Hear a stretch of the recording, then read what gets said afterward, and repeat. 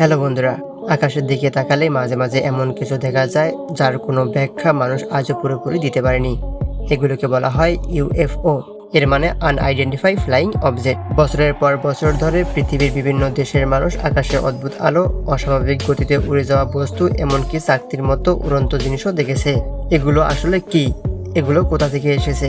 1947 সালে আমেরিকার একজন পাইলট আকাশে 9টি রহস্যময় বস্তু দেখেছিলেন। সেখান থেকেই শুরু হয় ফ্লাইং শসার রহস্য। সবথেকে মজার বিষয় হলো অনেক দেশের সরকার ইউএফও নিয়ে তদন্ত করেছে। এমনকি মার্কিন সামরিক বাহিনী অনেক কিছু ভিডিও প্রকাশ করেছে যেখানে আকাশে অদ্ভুত গতিতে চলা বস্তু দেখা যায়। কেউ কেউ বলে এগুলো ভিন্ন গ্রহের যান, আবার কেউ বলে এগুলো গোপন সামরিক প্রযুক্তি। কিন্তু আসল রহস্য কি? আজও পৃথিবীর হাজার হাজার ইউএফও ঘটনার কোনো পরিষ্কার ব্যাখ্যা নেই। আর হয়তো আমরা এই মহাবিশ্বে সত্যি একাই নই।